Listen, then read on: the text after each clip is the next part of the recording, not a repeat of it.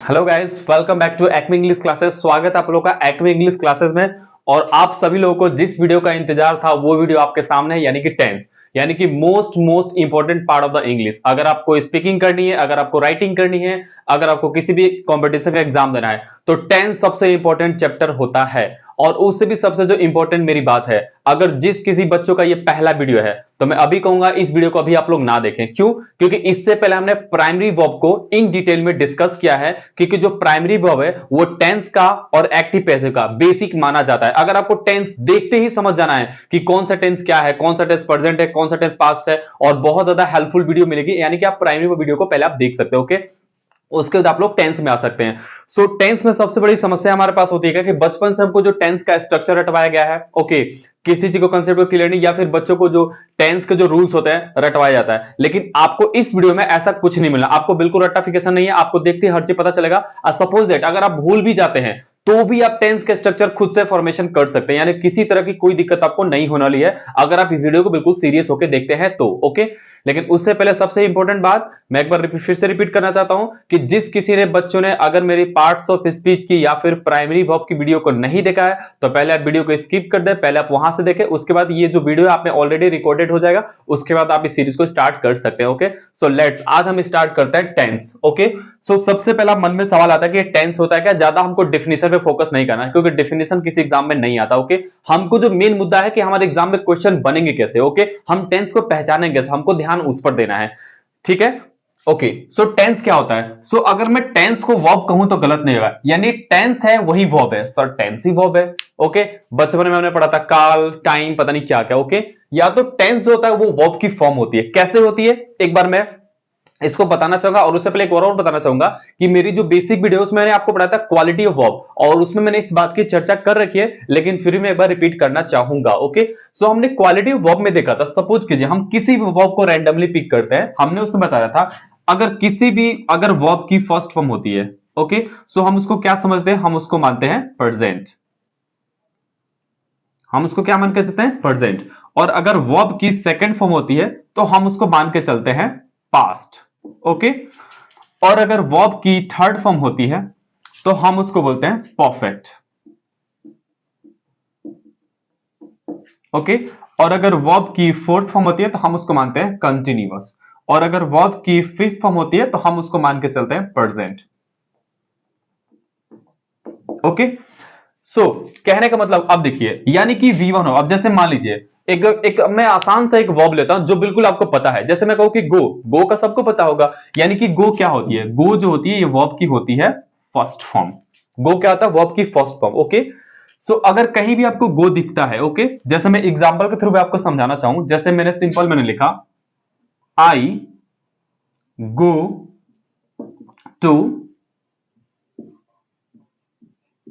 School. Okay, सो सबसे पहले हम देखते हैं ये हमारी वर्ब है। ओके, सो ये वर्ब की कौन सी फॉर्म है। अब सपोज कीजिए आपको नहीं पता, आपको बचपन से हटाया गया कि बेटा देखो अगर ताते थी आएगा तो उसको आप प्रेजेंट मानना। ओके, समझते कैसे, इंग्लिश में कैसे समझेंगे कि ये टेंस जो है प्रेजेंट। ओके, अभी मैंने आपको कहा कि सबसे पहले आपको पकड़ना है कि जो वर्ब की फर्स्ट फॉर्म होती है उनको क्या बताते हैं, वो बताती है प्रेजेंट। अब आप मुझे बताइए क्या ये वर्ब की फर्स्ट फॉर्म है? तो आपको कुछ नहीं पता इस टेंस में, लेकिन इतना जरूर पता है कि ये टेंस कौन सा है, ये आपका प्रेजेंट टेंस है। ओके, नेक्स्ट एग्जांपल, अगर सपोज कीजिए मान लीजिए गो की जो सेकंड फॉर्म होती है, गो की जो सेकंड फॉर्म होती है वो होती है आपकी वेंट, वो होती है आपकी वेंट। अगर मान लो मैंने यहां लिखा I went to school. Okay, अब आपको कुछ नहीं पता, लेकिन आपको बताना है कि टेंस कौन सा है। ओके, अब इसी चीज हमको बचपन में रटाया गया है, जैसे कि मान लीजिए हमने जो अभी प्रेजेंट पढ़ा वो हमको बताया कि लास्ट में ता है ती है तब बताना, और इसका क्या बताता है, इसका बता देता है कि था थे ये पता नहीं क्या क्या। ओके, सो इन सबसे बहुत ज्यादा कंफ्यूजन होती है, हमको सिर्फ पहचाना कि ये टेंस पास्ट है कि नहीं है। तो रूल नंबर 2, यानी कि जब वर्ब की सेकंड फॉर्म होती है वो हमको क्या बताता है, पास्ट बताता है। यानी कि इस सेंटेंस के अंदर भले हमको कुछ नहीं पता हो, लेकिन हमको इतना जरूर पता है कि ये टेंस कौन सा है, ये आपका जो टेंस है ये आपका पास्ट टेंस है। कौन सा टेंस है, पास्ट टेंस है, क्योंकि ये वर्ब की सेकंड फॉर्म है। ओके, अब रही बात V3, ये हमको कोई टेंस नहीं बताता। अब रही बात V4, ये हमको टेंस नहीं बताता, यह बस भीतरी हमको ये बताता है कि कोई काम जो है कंप्लीट हो गया है। अब एक बात बताओ दोस्त, काम कंप्लीट तो प्रेजेंट में भी हो सकता है, काम कंप्लीट तो पास्ट में भी हो सकता है, और काम कंप्लीट तो फ्यूचर में भी हो सकता है। ओके, इसलिए टेंस नहीं बताता, बस यह बताता है कि जो काम चल रहा है वो काम कंप्लीट कब हुआ। ओके, नेक्स्ट V4, ये भी ठीक उसी तरह है, क्योंकि काम कंटिन्यू तो प्रेजेंट में भी चल सकता है, पास्ट में भी चल सकता है और फ्यूचर में भी चल सकता है। तो ये दोनों तो हमको टेंस बताने से रहे, V3 और V4, ये बस सिचुएशन बताते हैं कि काम चल रहा है या काम कंप्लीट हो गया है। ओके, सो नेक्स्ट अब आती है V5, ये हमको टेंस बताती है। तो सर फिर हमको ये बात कंफ्यूजन कर रही है कि सर यहां भी ये भी प्रेजेंट बता रहा, ये भी प्रेजेंट बता रहा। जरा सा वेट कीजिए, क्लियर हो जाएगा। ओके, आई होप आप लोग ये चीज समझ गए होंगे। ओके, सो मैं एक बार इसको इरेज करना चाहूंगा, आप लोग वीडियो को पॉज करके इसका आप लोग स्क्रीनशॉट ले सकते हैं, नोट्स बना सकते हैं। ओके, सो मैं अब आगे दिखाता हूं। अब ये जो समस्या है, ये समस्या होती है, जैसे देखिए थर्ड पर्सन जो होते हैं, तो आपके जो थर्ड पर्सन में होते हैं, जैसे अगर मैं पूरे प्रोनाउन की बात करूं, ओके, सो आपका होता है आई, वी, यू, ही, सी, और मान लीजिए कोई सिंगल नाम। ओके, या फिर आपका एक हो जाएगा दे। ओके, सो देखिए ये जो आई, वी और यू है, ओके, और ये जो सी सी, राम, दे, और आपका एक है इट। ओके, ये जो होता है, जो ही और सी होता है, ये थर्ड पर्सन का सिंगुलर होता है। राम भी थर्ड पर्सन का सिंगुलर होता है, और ये जो होता है ये थर्ड पर्सन का प्लूरल होता है। तो जो थर्ड पर्सन के सिंगुलर होते हैं, यानी कि ही, सी और राम, ये हमेशा अपने बात क्या लेंगे, वर्ब की फिफ्थ फॉर्म। यानी कि ये डाउट भी आपका क्लियर हो गया कि सर हम V5 कहां लगाएंगे और V1 कहां लगाएंगे। अब बाकी जो बचे, यानी कि यू आपका है जो ये सेकंड पर्सन है, ओके, आई जो है आपका फर्स्ट पर्सन है। अब सीधी सी बात है, हमको थर्ड पर्सन से मतलब है, यानी थर्ड पर्सन का ही, सी और राम होगा तो V5 लगा। बाकी सब के साथ, चाहे वो दे हो, चाहे वो आपका आई हो, वी हो, यू हो, ये वर्ब की फर्स्ट फॉर्म लगा। इसीलिए जब हमने क्वालिटी वर्ब में दो चीज पढ़ा था, V1 और V5, तो बस हमको ध्यान इसमें ये रखना है कि आपका ही, सी और कोई सिंगल नाम, इनके साथ वर्ब की कौन सी फॉर्म आएगी, इनके साथ आएगी वर्ब की फिफ्थ फॉर्म। बाकी आपका क्या बचा, बाकी आपका बचा आई, यू, वी एंड दे, ये आपका क्या लेगा, वर्ब की फर्स्ट फॉर्म। हाँ सर, अब ये बात मुझे समझ में आ गई कि सर आपने कहा कि जो थर्ड पर्सन का सिंगुलर, यानी कि ही, यानी कि सी, या फिर कोई सिंगल नाम हो तो वर्ब की फिफ्थ फॉर्म यानी कि सिंगुलर, और जब इनके अलावा यानी कि आई, यू, वी और दे हो तो आपका क्या होगा, वर्ब की फर्स्ट फॉर्म। सो अब हम देखते हैं आगे।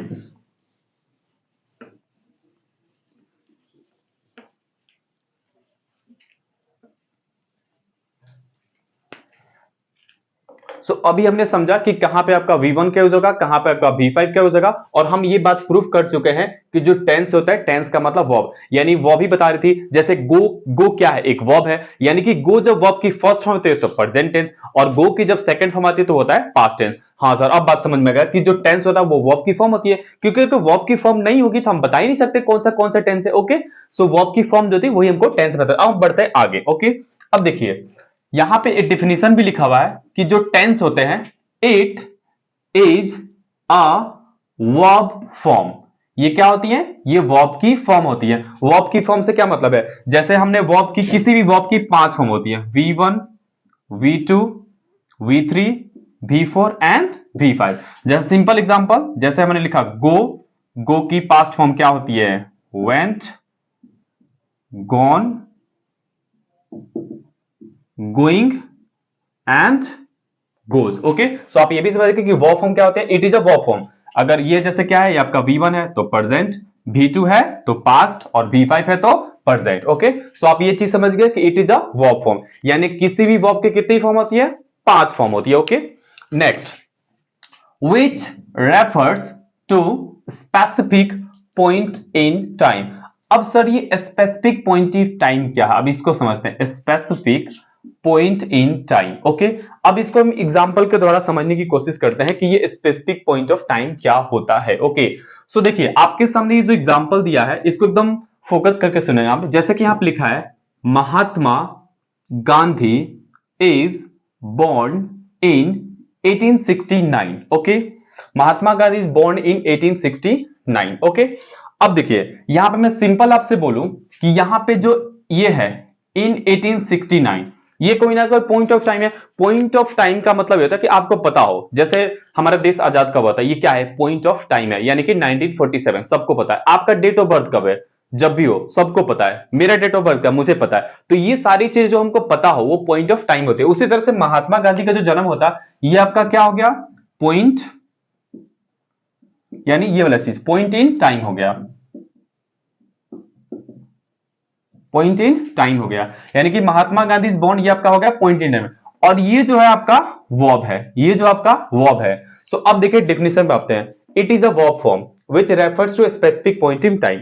अब मुझे एक बात बताइए, अब मैंने कहा था ना, जिस बच्चे ने अगर प्राइमरी वर्ब की वीडियो को अच्छी तरह नहीं देखा तो उसकी बात समझ में नहीं आने लगी। हमने प्राइमरी वर्ब में पढ़ा था बी की फॉर्म, और बी की प्रेजेंट फॉर्म क्या होती है, इज, एम, आर, और बी की पास्ट फॉर्म क्या आती है, वॉज एंड वर। ओके, अब मेरे को एक बात बताना बच्चों, एक बात, जब ये पॉइंट इन टाइम है, हमारे पास पावर क्या है, हमारे पास पावर क्या है, हम किसको चेंज कर सकते हैं, क्या हम किसी टाइम को चेंज कर सकते हैं, नहीं, हम वर्ब की फॉर्म को चेंज कर सकते हैं, लेकिन पॉइंट इन टाइम को चेंज करने के हमारे पास पावर नहीं है। जब उनका जन्म ही 1869 में हुआ है, तो हम इसको कैसे चेंज कर सकते हैं, तो हम किसको चेंज कर सकते हैं, क्योंकि ये जो पॉइंट इन टाइम है ये किसमें दिया गया है, यानी कि टाइम से हम पता करते हैं कि टेंस किस फॉर्म में, तो ये आपका पास्ट है।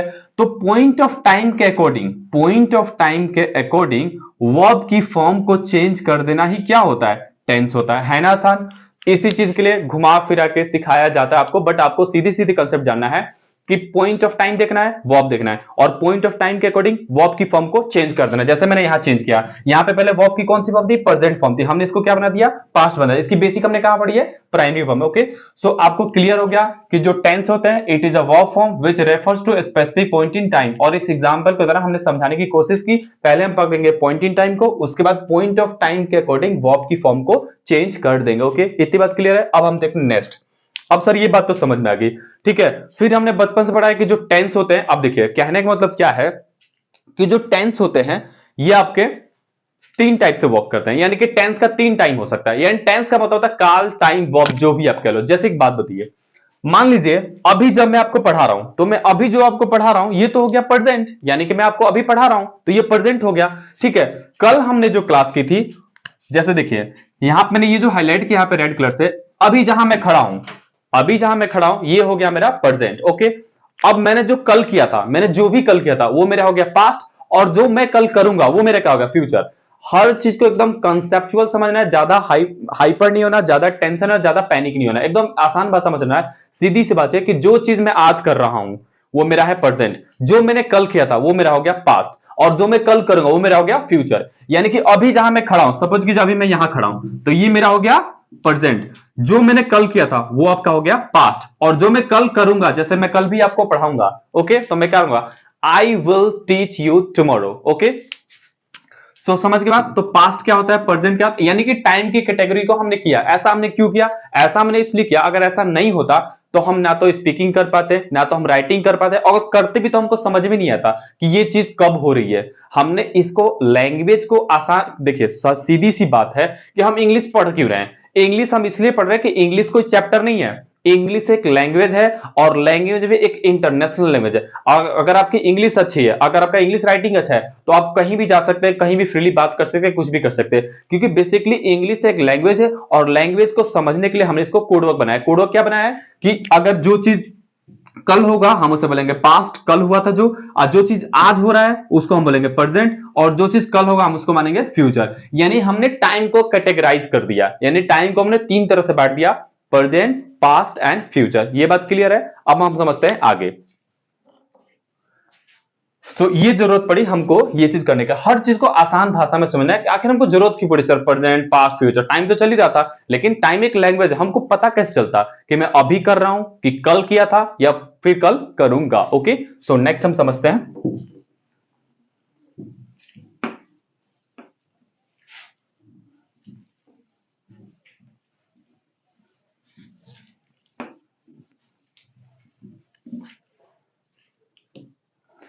अब इसके लिए हमने क्या किया, इसके लिए हमने कुछ कैटेगरी बांट दी, किसकी बांट दी, कैटेगरी बांट दी टेंस की। जैसे हमने इसको कैटेगराइज किया,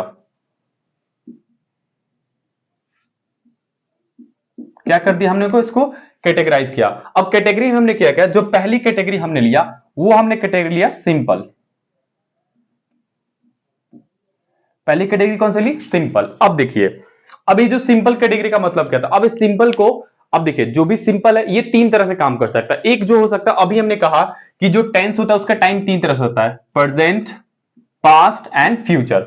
जैसे मैं बता रहा हूं वैसे ही आपको अपनी कॉपी पे नोट्स बनाना है। अगर आप इस तरह से बनाएंगे तो लाइफ में कभी टेंस नहीं भूल पाएंगे। ओके, अब देखिए यहां मैंने तीन लाइन खींच दी, ये क्या हो गया आपका सिंपल। अब देखिए जो हमने तीन बांटा था, सो पहले हमने क्या बांटा था, प्रेजेंट, दूसरा हमने क्या बांटा था, पास्ट, और तीसरा हमारा क्या होता है, फ्यूचर। ओके, यानी अब इसको हम याद करते हैं कि जो सिंपल टेंस है तो तीन तरह से काम कर सकता है। एक ये जो सिंपल चीज है, simple present, simple past and simple future. Okay, so हमने ये चीज समझ लिया। अब सर हमको पहली कैटेगरी समझ में आ गई, जो टेंस की पहली कैटेगरी है सिंपल, यानी कि सिंपल में तीन है, simple present, simple past and simple future. Okay, so यानी तीन तरीके से है। अब समझ में हमको यह समझना है कि सर हम कैसे पहचानेंगे कौन सा सिंपल प्रेजेंट है, कौन सा सिंपल पास्ट है, कौन सा सिंपल फ्यूचर है। ओके, अब देखिए मेरी बात सीधी से ध्यान समझना है कि जो ये प्रेजेंट है, अभी हमने जो क्वालिटी ऑफ वर्ब पढ़ा, हमने उसमें दो चीज पढ़ी थी, या तो सर वर्ब की फर्स्ट फॉर्म हो या तो सर वर्ब की फिफ्थ फॉर्म। कहीं भी हमको ये दो चीज दिखती है, हमारे दिमाग में एक ही बात जानी चाहिए। और एक बात और ध्यान रखनी है कि ये जब भी V1 और V5 अकेले आएगा, जैसे मैं एग्जांपल की तरह बताना चाहूंगा, जैसे मैंने लिखा I go to school. Okay, दूसरा मैंने लिया he goes to school. Okay, अब देखिए अभी हमने कहा था सर ये क्या है, ये वर्ब की फिफ्थ फॉर्म, सर ये क्या है, ये वर्ब की फर्स्ट फॉर्म। सर ऐसा कैसे हो गया, हमने बताया अभी कि जो ही है थर्ड पर्सन का सिंगुलर, तो सिंगुलर वाला वर्ब लेगा यानी V5 लेगा। और सर ये क्या है, ये थर्ड पर्सन है, ये फर्स्ट पर्सन है, तो ये अपने साथ क्या लेता है, वर्ब की फर्स्ट फॉर्म लेता है। तो ये आपका V1 है, ये आपका V5 है। आई गो टू स्कूल, यानी ये V1 है तो ये आपका बताएगा प्रेजेंट, यानी कि यहाँ पे सिंगल है। Okay, next he goes to school, ये V5 है और सिंगल है तो ये प्रेजेंट है। तो वही मैंने कहा कि जब भी V1 और V5 अकेले आएंगे तो ये कौन सा टेंस बताएंगे, वो आपको बताएंगे सिंपल प्रेजेंट। ओके सर, ये तो चीज समझ में आ गया। अब हम सिंपल पास्ट कैसे पहचानेंगे, तो सिंपल पास्ट उसी तरह से जब ये V2 है, अब आप बताइए कि गो का पास्ट क्या होता है, वेंट होता है, तो हम इसी एग्जांपल को लिख सकते हैं I went to school, I went to school. अब यहां पे ये वेंट क्या है, ये है आपकी वर्ब की सेकंड फॉर्म। तो हम तीन चीज सीख गए कि जब भी देखिए, नंबर वन, अगर आपका ये V1, नंबर टू अगर ये आपका V5, अगर ये अकेले आते हैं तो ये कौन सा टेंस बताएंगे, ये बताएंगे सिंपल प्रेजेंट, सिंपल। अगर ये वर्ब की सेकंड फॉर्म, अगर ये वर्ब की सेकंड फॉर्म सिंगल आती है तो ये हमको कौन सा टेंस बताएगा, ये हमको बताएगा पास्ट। ओके, अब बात आती है सर सिंपल फ्यूचर कैसे पहचानेंगे। सो देखिए सिंपल फ्यूचर पहचानने के लिए हमको दो मॉडल वर्ब याद करने हैं और बहुत आसान है। आपका पहला आपका विल और दूसरा आपका सेल। फर्स्ट आपका है विल और दूसरा है आपका सेल। ओके, अब इसमें भी जो इंपॉर्टेंट बात है, देखिए जो मॉडर्न इंग्लिश है यानी कि जो हम आजकल यूज करते हैं उसमें सिर्फ और सिर्फ विल का यूज हो रहा है, सेल का काफी कम यूज है। ओके, लेकिन हम सीखेंगे दोनों।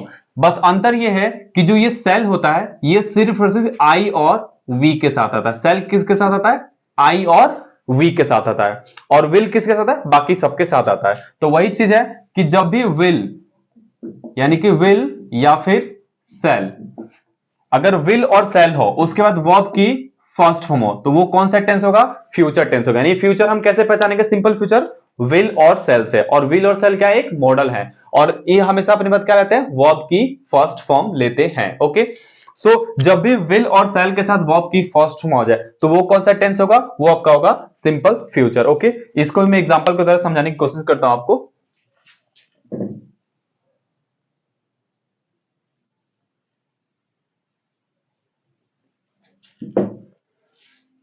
जैसे यही मैं लिखता हूं, मैंने लिखा आई